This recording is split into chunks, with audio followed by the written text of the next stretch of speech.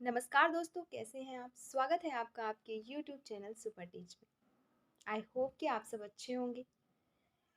दोस्तों, आ चुके हैं हम एक नई वैकेंसी के बारे में विस्तृत जानकारी लेकर, जिसमें हम देखेंगे इस वैकेंसी में कितने पद जारी किए गए हैं, शैक्षणिक योग्यता क्या मांगी गई है, सैलरी क्या है, तमाम जानकारी आज की इस वीडियो में हम देखने वाले हैं। तो चलिए शुरू करते हैं और देखते हैं ये भर्ती निकाली किस संस्था के थ्रू है, कितने पदों पर है, तमाम जानकारी। सबसे पहले ये भर्ती भारत सरकार रेल मंत्रालय रेलवे भर्ती बोर्ड द्वारा जारी की गई है। जैसा कि आपको दिख पा रहा होगा पीडीएफ में, ये ऑफिशियल नोटिफिकेशन है आपका। आवेदन स्टार्ट हो चुके हैं 15 अप्रैल 2024 से। ये जो सामने पीडीएफ दिख रहा है, ये ऑफिशियल वेबसाइट से निकाला गया ऑफिशियल नोटिफिकेशन है, जो कि 100% सत्य है। रेलवे सुरक्षा बल और रेलवे सुरक्षा विशेष बल में कांस्टेबल की भर्ती निकाली गई है। कांस्टेबल में कार्यकारी पदों के लिए ये भर्ती जारी की गई है। अब हम देखेंगे आवेदन करने की प्रारंभिक तिथि, आवेदन करने की अंतिम तिथि।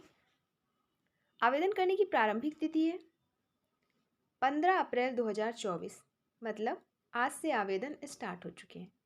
फिर आवेदन जमा करने की अंतिम तिथि वो है आपका 14 मई 2024, 11:59 तक। फिर संशोधन शुल्क के भुगतान सहित आवेदन पत्र में सुधार के लिए संशोधन विंडो की तिथि जो है वो है 15 मई 2024 से 24 मई 2024 तक। आवेदन करते वक्त अगर आपसे कोई गलती हो जाती है उसको आप सुधार सकते हैं। कब से? 15 मई से 24 मई तक। अब देखेंगे हम पद का नाम, पद की संख्या, आयु सीमा, वेतन, पे लेवल, वो सारी चीज़ें। इससे पहले नीचे दिया गया है यह पद पुरुष और महिला उम्मीदवारों से आवेदन आमंत्रित किए जाएंगे। ये जो पद निकाला गया है इसमें मेल एंड फीमेल दोनों के लिए है। सभी प्रकार से पूर्ण आवेदन 14 मई 2024 के 11:59 तक केवल ऑनलाइन माध्यम से जमा किए जाएंगे। अब देखेंगे हम पद का नाम, पे लेवल, वेतन, कुल पदों की संख्या और आयु सीमा। पद का नाम है आपका कांस्टेबल, कार्यकारी पद के लिए भर्ती की जा रही है। 7वें सीपीसी में पे लेवल जो रहेगा आपका 3 रहेगा। प्रारंभिक वेतन रहेगा 21,700 रुपये पर मंथ। आयु सीमा की बात करें तो आयु सीमा की जो गणना होगी वो होगी आपका 1/7/2024 के अकॉर्डिंग। मिनिमम आयु 18 साल मांगी गई है और अधिकतम 28 वर्ष। आप 18 से 28 के बीच के हैं तो आवेदन कर सकते हैं। कुल पदों की संख्या जो है सभी आरआरवी मिला के 4,208 है। इसमें जो कोविड-19 महामारी थी उसके कारण इसमें 3 वर्ष की छूट दी गई है। 3 वर्ष की छूट को शामिल किया गया है। फिर महत्वपूर्ण निर्देश दिए गए हैं, जिसे देख लेते हैं एक एक करके। इसमें कहा गया है पहले पॉइंट में कि ऑनलाइन आवेदन भरने से पहले आप जो भी जानकारी है उसे अच्छी तरह से पहले पढ़ लें। आप पीडीएफ डाउनलोड कर लीजिएगा। डिस्क्रिप्शन बॉक्स में हमारे टेलीग्राम चैनल की लिंक दी गई है, ज्वाइन कर लीजिएगा। पीडीएफ वहाँ से आपको आसानी से मिल जाएगा। उसे अच्छे से रीड करिएगा, इसके बाद आप अप्लाई करिएगा। सेकंड पॉइंट दिया है उम्मीदवारों को यह सुनिश्चित करना होगा कि वे इस CEN के अनुसार आवेदन जमा करने की अंतिम तिथि तक या उससे पहले पद के लिए सभी निर्धारित शैक्षिक योग्यता पूरी करते हैं। निर्धारित शैक्षणिक योग्यता के अंतिम परिणाम की प्रतीक्षा कर रहे उम्मीदवार आवेदन के पात्र नहीं होंगे। कहना चाह रहे हैं कि आवेदन की अंतिम तिथि से पहले आपके पास आपका रिजल्ट होना चाहिए। अगर आप रनिंग में हैं तो आवेदन नहीं कर सकते। फिर थर्ड पॉइंट, उम्मीदवारों को सलाह दी जाती है कि पैरा 14F पर दिए गए रेलवे भर्ती बोर्ड की सूचीबद्ध वेबसाइट पर ही केवल ऑनलाइन आवेदन भरें। वेबसाइट दी गई है, उसी वेबसाइट में ही आपको ऑनलाइन आवेदन करना है। उसी वेबसाइट से आपको ऑनलाइन आवेदन करना है। अगला पॉइंट है उम्मीदवारों की पात्रता ऑनलाइन आवेदन में उम्मीदवारों द्वारा प्रस्तुत विवरण के आधार पर अनंतिम होगी। आरआरबी पात्रता के लिए आवेदनों की विस्तृत जांच नहीं करेगा, इसलिए उम्मीदवारी केवल अनंतिम रूप से स्वीकार की जाएगी जो कि आवश्यक बुनियादी पात्रता मानदंडों को पूरा करने के अधीन है। आगे दिया है उम्मीदवारों को शैक्षिक योग्यता, आयु, चिकित्सा मानकों आदि की आवश्यकताओं की पूर्ति सुनिश्चित करना चाहिए और खुद को संतुष्ट करना चाहिए कि वे पद के लिए पात्र हैं। उनकी शैक्षिक योग्यता और आयु, जाति, श्रेणी आदि के समर्थन में प्रमाण पत्र या दस्तावेज सत्यापन के समय मांगे जाएंगे। शैक्षिक योग्यता, आयु, जाति, श्रेणी आदि के प्रमाण पत्र दस्तावेजों की जांच के बाद यदि आवेदन में किया गया कोई दावा प्रमाण पत्र दस्तावेज द्वारा प्रमाणित नहीं है तो उम्मीदवार की उम्मीदवारी रद्द कर दी जाएगी। आगे दिया है इसके अलावा भर्ती के किसी भी चरण के दौरान या उसके बाद भी यदि यह पाया जाता है कि उम्मीदवार के बारे में जो जानकारी है वह गलत या झूठी है, या यदि उम्मीदवार ने किसी भी प्रासंगिक जानकारी को दबा दिया है या उम्मीदवार पद के लिए पात्रता मानदंडों को पूरा नहीं करता, तो भी उम्मीदवारी क्या हो जाएगी, खारिज कर दी जाएगी। अगले पॉइंट में दिया है अनुसूचित जाति, जनजाति, अन्य पिछड़ा वर्ग, ईडब्ल्यूएस, ईबीसी स्थिति या किसी अन्य लाभ जैसे शुल्क, रियायत, आरक्षण, आयु सीमा आदि जहां अन्यथा निर्दिष्ट नहीं है के दावे के लिए महत्वपूर्ण तिथि इस सीईएन के ऑनलाइन आवेदन जमा करने की अंतिम तिथि होगी। चिकित्सा मानदंड के बारे में जो चीज़ें कही गई है वह उम्मीदवारों को यह सुनिश्चित करना होगा कि वे पद के लिए निर्धारित चिकित्सा मानक को पूरा करते हैं। उम्मीदवार जो पद के लिए चिकित्सीय रूप से अनुपयुक्त पाए जाते हैं उन्हें कोई वैकल्पिक नियुक्ति नहीं दी जाएगी। फिर आयु आपका 1 जुलाई 2024 के अकॉर्डिंग आयु की गणना की जाएगी। मिनिमम आयु 18 वर्ष मांगी गई है, वही चीज़ यहाँ पे दी गई है। अधिकतम आयु 28 वर्ष। फिर आगे देखेंगे अपन आयु संबंधी छूट भी जिन संवर्ग में दी गई है, किन संवर्ग में कितनी छूट क्या कैसे, वो सब भी हम आगे देखेंगे। नेक्स्ट पॉइंट में दिया है भर्ती की पूरी अवधि के दौरान सभी संचार के लिए उम्मीदवारों के पास अपना सक्रिय मोबाइल नंबर और एक वैध व्यक्तिगत ईमेल आईडी होना चाहिए, क्योंकि उनके साथ सभी संचार केवल एसएमएस और या ईमेल के माध्यम से ही होंगी।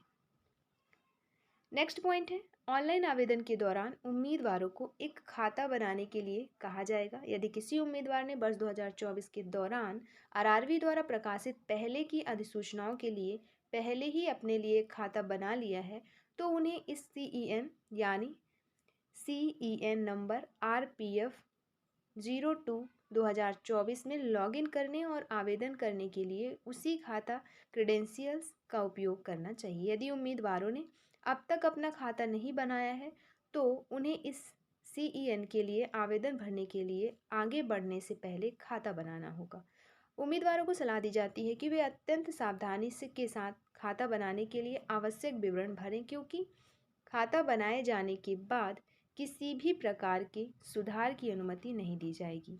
एक बार खाता बनाने के बाद खाता बनाए फॉर्म में भरे गए विवरण को किसी भी स्तर पर संशोधित नहीं किया जा सकता। अगला पॉइंट है ऑनलाइन आवेदन जमा करने के बाद यदि कोई उम्मीदवार खाता बनाए फॉर्म में भरे गए विवरण को छोड़कर किसी भी विवरण को और संशोधित, बदलना या सही करना चाहता है तो वह 15 मई 2024 से 24 मई 2024 तक प्रत्येक अवसर के लिए 250 रुपये के संशोधन शुल्क का भुगतान करके ऐसा कर सकता है।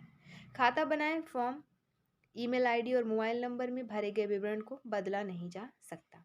24 मई 2024 के बाद आरआरबी आवेदन में दी गई जानकारी के संशोधन के लिए किसी भी अभ्यावेदन पर विचार नहीं किया जाएगा। नेक्स्ट पॉइंट आपका परीक्षा के चरण संबंधी दी गई है, जिसमें कहा गया है कि पहला चरण जो होगा आपका सीबीटी आधारित टेस्ट होगा, अर्थात ऑनलाइन कंप्यूटर आधारित टेस्ट होगा। सीबीटी में उनके प्रदर्शन के आधार पर पुरुष, महिला या भूतपूर्व सैनिकों के लिए प्रत्येक संवर्ग में रिक्तियों की संख्या के 10 गुना सीमा तक शारीरिक दक्षता परीक्षा अर्थात पीईटी, शारीरिक मापन परीक्षण पीएमटी और दस्तावेज सत्यापन डीवी के लिए उम्मीदवार शॉर्टलिस्ट किए जाएंगे।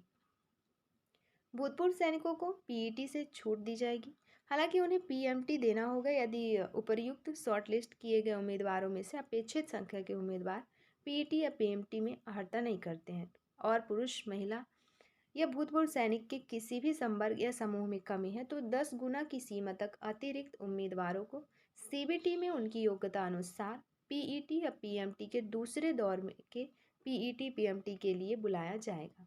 पीईटी या पीएमटी के अधिकतम 2 राउंड होंगे।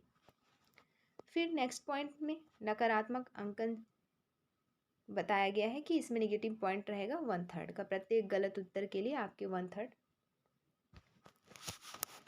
नंबर कटेंगे। फिर इन पदों को निःशक्त के लिए उपयुक्त के रूप में पहचाना नहीं गया है और इसलिए इन्हें सामाजिक न्याय अधिकारिता मंत्रालय द्वारा विकलांग व्यक्तियों अधिनियम 1995 की धारा 33 और 47 के दायरे से छूट दी गई है। फिर प्रतिबंधित वस्तुएं बताई गई हैं। एग्जाम के टाइम पे आपको क्या क्या वस्तुएं कौन कौन सी चीज़ें हैं जो आपको नहीं लेके जानी है।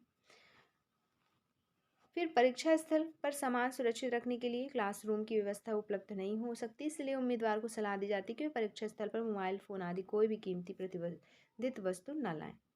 महत्वपूर्ण फैक्ट में करके कुछ दिया है जिसमें लिखा है कि प्रामाणिक और समय पर जानकारी और अपडेट के लिए उम्मीदवारों को सलाह दी जाती है कि केवल आधिकारिक आरआरबी वेबसाइट देखें। सामान्य निर्देश में भी कुछ चीज़ें दी गई हैं जिसे आप पीडीएफ डाउनलोड करके एक एक करके पूरी जानकारी आप पढ़ेंगे अप्लाई से पहले।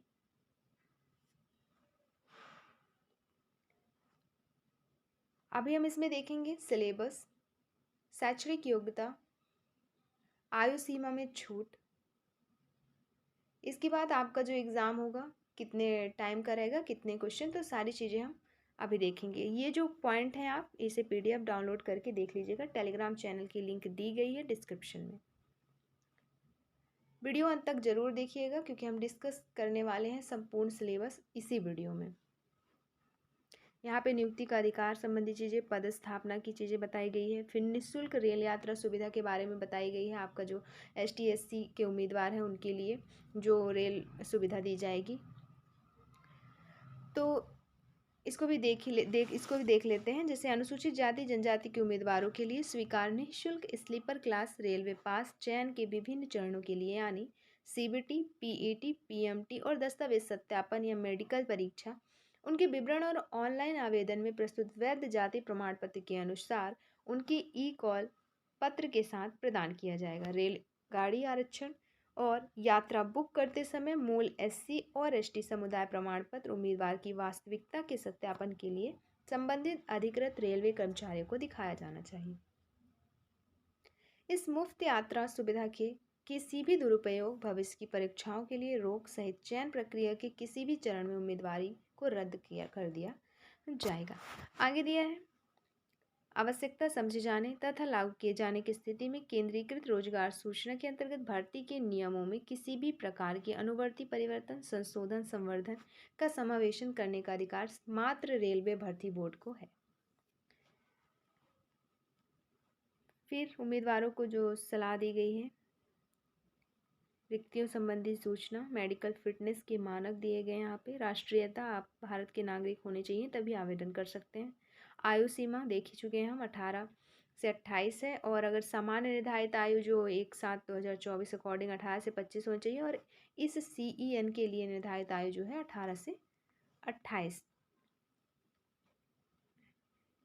3 वर्ष की छूट दी गई है। आयु सीमा में छूट देख लेते हैं।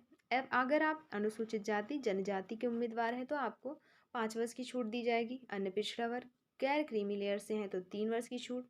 भूतपूर्व उम्मीदवार अनुप्रमाण के पश्चात कम से कम 6 माह की सेवा की है तो अगर आप अनारक्षित और EWS के हैं तो 3 वर्ष की छूट आयु की सेवा की अवधि में कटौती के बाद, और अगर आप अन्य पिछड़ा वर्ग के हैं तो 6 वर्ष की छूट आयु से सेवा की अवधि में कटौती के बाद, और अगर आप अनुसूचित जाति जनजाति के हैं तो 8 वर्ष की छूट आयु से सेवा की अवधि में कटौती के बाद। फिर विधवा, तलाकशुदा या पति से न्यायिक रूप से अलग रहने वाली लेकिन दोबारा विवाह न करने वाली महिला उम्मीदवार को, अगर आप अनारक्षित और EWS के हैं तो 2 वर्ष की छूट दी जाएगी। अन्य पिछड़ा वर्ग गैर क्रीमी लेयर के हैं तो 5 वर्ष की छूट दी जाएगी और SC ST के हैं तो 7 वर्ष की छूट दी जाएगी।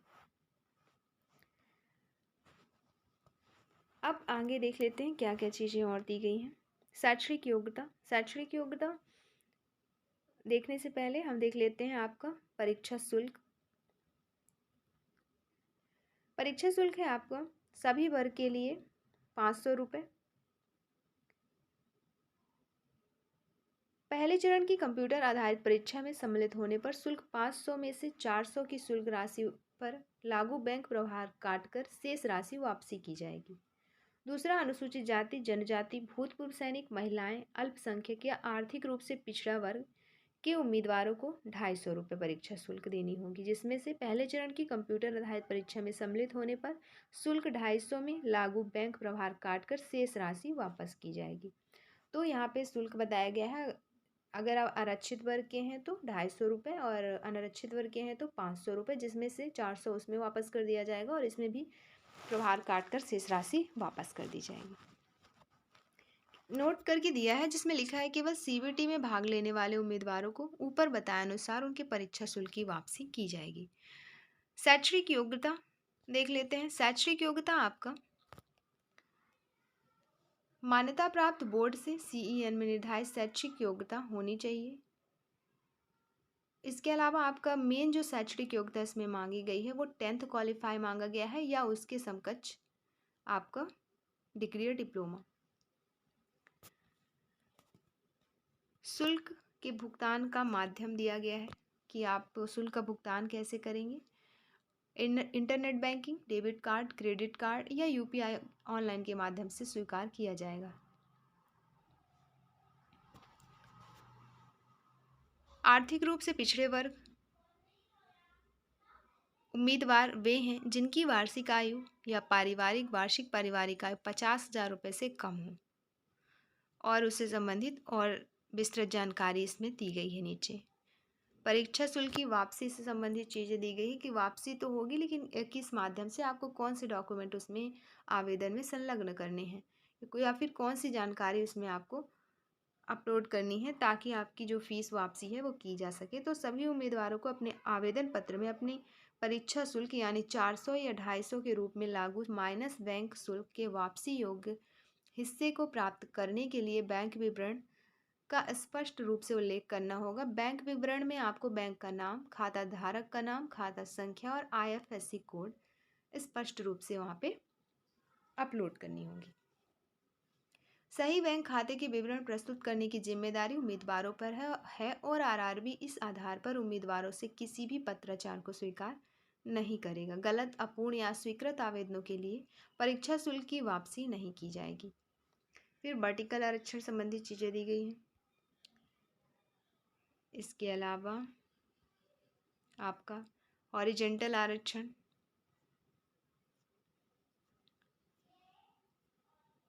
अभी हम सिलेबस देखने वाले हैं। चलिए देखते हैं भर्ती प्रक्रिया। भर्ती प्रक्रिया में क्या है, सबसे पहले आपका सीबीटी आधारित टेस्ट, कंप्यूटर आधारित टेस्ट होगा, फिर शारीरिक दक्षता परीक्षा या शारीरिक मापन परीक्षण होगा, फिर दस्तावेज सत्यापन होगा। परीक्षा कार्यक्रम और स्थानों की जानकारी आपका आरआरबी वेबसाइटों, SMS और ईमेल के माध्यम से पात्र उम्मीदवारों को दी जाएगी। जो कंप्यूटर आधारित परीक्षा है 10वीं या मैट्रिक स्तर का होगा। पैटर्न क्या रहेगा, 3 सब्जेक्ट्स रहेंगे। फिर आपकी अवधि रहेगी 1 घंटे 30 मिनट की, 90 मिनट आपको कुल दिए जाएंगे। प्रश्नों की संख्या की बात करें तो कुल 120 प्रश्न पूछे जाएंगे। इसके अलावा आपका इसमें निगेटिव मार्किंग भी है 1/3 की। प्रत्येक सही उत्तर के लिए 1 नंबर मिलेगा।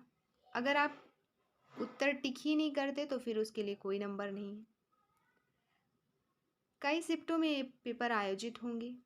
अब हम देखेंगे क्वालिफाइंग नंबर। अगर आप अनरिजर्व, EWS और OBC के उम्मीदवार हैं तो 35% आपको क्वालिफाइंग नंबर लाना है और SC ST से हैं तो 30%, 120 में 30% आपको लाते हैं तभी आप क्वालिफाई कहलाएंगे।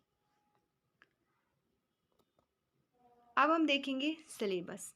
120 प्रश्नों का सिलेबस, कौन कौन विषय से क्या क्या टॉपिक आपको तैयार करना है, पेपर में क्या क्या आने हैं। 3 सब्जेक्ट से ये पेपर बनेगा आपका। अंक गणित, दूसरा रीजनिंग या जनरल इंटेलिजेंस, तीसरा सामान्य जागरूकता। जिसमें से मैथ के 35 प्रश्न, रीजनिंग के 35 प्रश्न और 50 प्रश्न आपके सामान्य जागरूकता के। अब देख लेते हैं हम इनके टॉपिक। अंकगणित के टॉपिक हैं संख्या प्रणाली, पूर्ण संख्याएं, दशमलव, भिन्न और संख्याओं के बीच संबंध, मौलिक अंकगणितीय संचालन, प्रतिशत, अनुपात, समानुपात, औसत, ब्याज, लाभ हानि, छूट, तालिकाओं और रेखांकन का उपयोग, क्षेत्र मिति, समय और दूरी आदि। रीजनिंग में एनालॉजीज, समानताएं और अंतर, स्थानिक दृश्य, स्थानिक अभिविन्यास, समस्या समाधान विश्लेषण, निर्णय लेने में प्रश्न, दृश्य स्मृति, भेदभावपूर्ण अवलोकन, संबंध अवधारणाएं, अंकगणितीय तर्क, मौखिक और चित्र वर्गीकरण, अंकगणितीय संख्या श्रृंखला, गैर मौखिक श्रृंखला, कोडिंग और डिकोडिंग, कथन निष्कर्ष, सिलोजिस्टिक तर्क। फिर सामान्य जागरूकता के 50 प्रश्न रहेंगे जिनके टॉपिक हैं। इन प्रश्नों का उद्देश्य होगा कि आसपास के पर्यावरण और समाज के लिए इनके अनुप्रयोग के बारे में सामान्य जागरूकता का परीक्षण करना, वर्तमान घटनाओं के ज्ञान और रोजमर्रा के अवलोकन और अनुभव के ऐसे मामलों का परीक्षण करने के लिए जैसा कि किसी भी शिक्षित व्यक्ति से उम्मीद की जा सकती है। परीक्षण में भारतीय इतिहास, कला और संस्कृति, भूगोल, अर्थशास्त्र, सामान्य राजनीतिक, भारतीय संविधान, खेल, सामान्य विज्ञान आदि से संबंधित प्रश्न शामिल होंगे। अब हम देखेंगे शारीरिक दक्षता परीक्षा और शारीरिक माप परीक्षा, पीईटी और पीएमटी की प्रोसेस क्या होने वाली है। इसके लिए ऑनलाइन कंप्यूटर आधारित टेस्ट होगा। फिर सीबीटी में उनके प्रदर्शन के आधार पर पुरुष या महिला और भूतपूर्व सैनिकों के लिए प्रत्येक संवर्ग में रिक्तियों की संख्या के 10 गुना सत्यापन के लिए उम्मीदवार शॉर्टलिस्टेड किए जाएंगे। फिर भूतपूर्व सैनिकों को पीईटी से छूट दी जाएगी, हालांकि उन्हें पीएमटी देना होगा यदि उपर्युक्त शॉर्टलिस्ट किए गए उम्मीदवारों में से अपेक्षित संख्या के उम्मीदवार पीईटी या पीएमटी में अर्हता प्राप्त नहीं करते और पुरुष, महिला, भूतपूर्व सैनिक के किसी भी संवर्ग समूह में कमी है तो 10 गुना की सीमा तक अतिरिक्त उम्मीदवारों को सीबीटी में उनकी योग्यता अनुसार पीईटी पीएमटी के दूसरे दौर के पीईटी पीएमटी के लिए बुलाया जाएगा। पीईटी पीएमटी के अधिकतम 2 राउंड होंगे। पीएमटी के दूसरे दौर के बाद महिला और भूतपूर्व सैनिकों की रिक्तियों को नहीं भरा जाता है, तो रिक्त पदों को संबंधित श्रेणी के पुरुष उम्मीदवारों द्वारा भरा जाएगा। शारीरिक दक्षता परीक्षा उत्तीर्ण करना अनिवार्य है और यह सामान्य योग्यता होगी, कोई अंक नहीं दिया जाना है, अर्थात ये समान योग्यता होगी, अगर इसमें कोई अंक नहीं दिया जाएगा। फिर पीईटी के लिए जो मानदंड है वो देख लेते हैं। कांस्टेबल पुरुष के लिए जो है दौड़ रहेगा 1600 मीटर 5 मिनट 45 सेकेंड में कंप्लीट करना है। लंबी कूद 14 फीट और ऊंची कूद 4 फीट की होगी। फिर महिलाओं के लिए 800 मीटर की दौड़ होगी, दौड़ और 3 मिनट 40 सेकेंड का समय दिया जाएगा। लंबी कूद 9 फीट की होगी, ऊंची कूद 3 फीट की। अब पीएमटी के लिए जो मानदंड है उसमें यूआर, अनरिजर्व, ईडब्ल्यूएस, ओबीसी के अभ्यर्थी की जो हाइट मांगी गई है पुरुषों की 165 इंच सेंटीमीटर और महिलाओं की 157 सेंटीमीटर। छाती की बात करें तो अविस्तारित 80 रहेगा और विस्तारित में 85। ऐसे ही SC ST के लिए 160, पुरुषों के लिए 152, महिलाओं के लिए। फिर छाती में 76.2 और 81.2। फिर गढ़वालियों, गोरखाओं, मराठाओं, डोगरा, कुमाऊनी और सरकार द्वारा विनिर्दिष्ट अन्य श्रेणी के लिए जो ऊंचाई होगी 163 सेंटीमीटर, महिलाओं के लिए 155 और छाती अविस्तारित में 80, विस्तारित में 85। तो ये थे आपके मानदंड पीएमटी और पीईटी के। नोट करके कुछ चीज़ें दी गई हैं जिसे देख लेते हैं। 1600 मीटर और 800 मीटर स्पर्धा के लिए केवल एक मौका दिया जाएगा। शेष स्पर्धाओं अर्थात लंबी कूद और ऊंची कूद के लिए उम्मीदवारों को प्रत्येक को 2 मौके दिए जाएंगे। दौड़ के लिए एक बार ही आपको मौका दिया जाएगा, बाकी जो 2 चीज़ें हैं आपका ऊंची कूद, लंबी कूद के लिए 2-2 मौके दिए जाएंगे। पूर्व सैनिकों को पीईटी से छूट दी जाएगी, हालांकि उन्हें पीएमटी लेना होगा। एक उम्मीदवार को पात्र होने के लिए मानदंड के अनुसार सभी टेस्ट में अर्हता प्राप्त करनी चाहिए। फिर पुरुष उम्मीदवार जिनके पास न्यूनतम ऊंचाई नहीं है उन्हें छाती की माप के लिए नहीं माना जाएगा और उन्हें अयोग्य माना जाएगा। 1600 मीटर और 800 मीटर में अर्हता प्राप्त करने वाले सभी उम्मीदवारों को ऊंचाई और छाती के संबंध में पात्रता के लिए मापा जाएगा। छाती का माप केवल पुरुष उम्मीदवारों के लिए लिया जाएगा। यदि किसी पुरुष उम्मीदवार की अविस्तारित छाती माप पात्रता सीमा से कम है तो विस्तारित माप नहीं लिया जाएगा और उन्हें अयोग्य माना जाएगा। फिर उम्मीदवार जिनके पास न्यूनतम ऊंचाई छाती विस्तारित या अविस्तारित नहीं है उन्हें पीएमटी में असफल माना जाएगा। पीईटी और पीएमटी उत्तीर्ण करना है, कोई अंक नहीं दिया जाना है। फिजिकल मेजरमेंट टेस्ट से संबंधित शिकायतों के निवारण के लिए एक शिकायत निवारण सेल की स्थापना की जाएगी।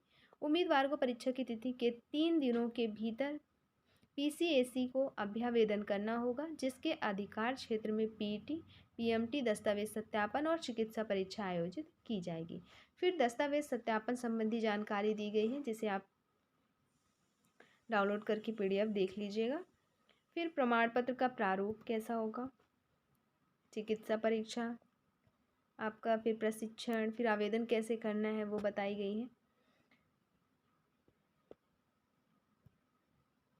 इसके अलावा आरआरबी की वेबसाइटें दी गई हैं कि आरआरबी से आप आवेदन कर रहे हैं उधर की वेबसाइट, जैसे अहमदाबाद का है आपका www.rrvahmedabad.gov.in। ऐसे अजमेर, प्रयागराज सबकी वेबसाइटें, ऑफिशियल वेबसाइटें यहाँ पे दे दी गई हैं।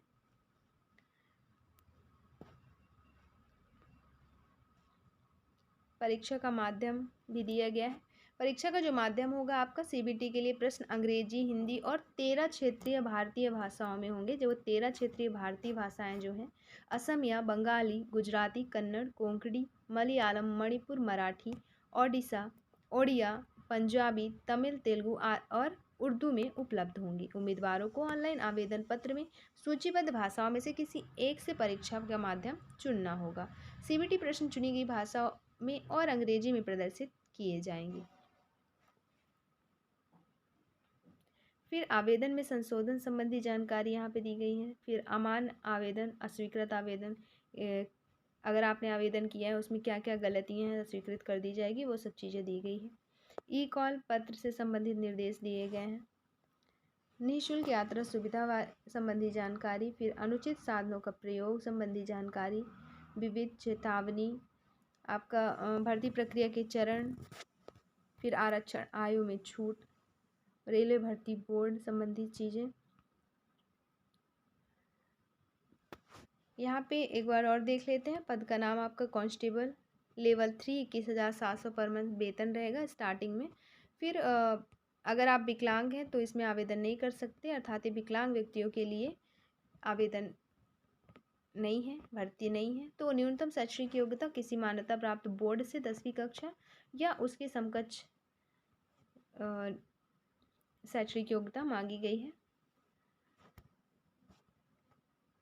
फिर यहाँ पे जो पदों की संख्या है आपका, किस वर्ग के लिए कितने पद निकाले गए हैं वो देख लेते हैं। दिया गया है अनारक्षित वर्ग के लिए 1450 पद, अनुसूचित जाति के लिए 536 पद, जनजाति के लिए 268 पद। अभी हम पुरुषों का देख रहे हैं कि टोटल पदों में से पुरुषों के लिए कितने पद हैं संवर्ग विशेष में। फिर अन्य पिछड़ा वर्ग के लिए 966 पद, ईडब्ल्यूएस के लिए 357 पद, कुल 3577 पद पुरुषों के लिए हैं। फिर महिलाओं के लिए अनारक्षित वर्ग में 256 पद, अनुसूचित जाति के लिए 95 पद, जनजाति के लिए 47 पद, अन्य पिछड़ा वर्ग के लिए 170 पद, ईडब्ल्यूएस के लिए 63 पद, कुल मिला के 631 पद महिलाओं के लिए। भूतपूर्व सैनिक की बात करें तो यहाँ पे 10% पद, 420 पद भूतपूर्व सैनिक के लिए हैं। तो ये है कांस्टेबल कार्यकारी के लिए कुल पदों की संख्या। भारत सरकार के निर्देशानुसार भारत के भूतपूर्व सैनिकों और महिला उम्मीदवारों के लिए आरक्षण कुल रिक्ति का क्रमशः 10% और 15% होगा। तो भूतपूर्व सैनिकों के लिए 10%, महिलाओं के लिए 15%। नीचे आप दिया गया है अनुसूचित जाति जनजाति अभ्यर्थियों के लिए जाति प्रमाण पत्र। इसके अलावा ओबीसी एनसीएल प्रमाण पत्र के प्रारूप, तो ये सब प्रारूप आगे दिए गए हैं। और ये रही संपूर्ण जानकारी आपका कांस्टेबल कार्यकारी के लिए। ऐसे ही वैकेंसी से संबंधित जानकारी के लिए देखते रहें यूट्यूब चैनल सुपर टीच। अगर चैनल पे आप नए हैं तो सब्सक्राइब कर लें। वीडियो अच्छी लगी हो तो लाइक शेयर कमेंट ज़रूर करें। वीडियो देखने के लिए आपका बहुत बहुत शुक्रिया। दोस्तों PDF डाउनलोड आप कर सकते हैं डिस्क्रिप्शन बॉक्स में टेलीग्राम चैनल की लिंक को ज्वाइन करके। टेलीग्राम चैनल ज्वाइन कर लें और ताकि आपको समय समय पर सूचना मिलती रहे नई वैकेंसियों की, प्रवेश परीक्षाओं की। और बेल आइकन भी प्रेस कर लें। वीडियो देखने के लिए आपका बहुत बहुत शुक्रिया। धन्यवाद।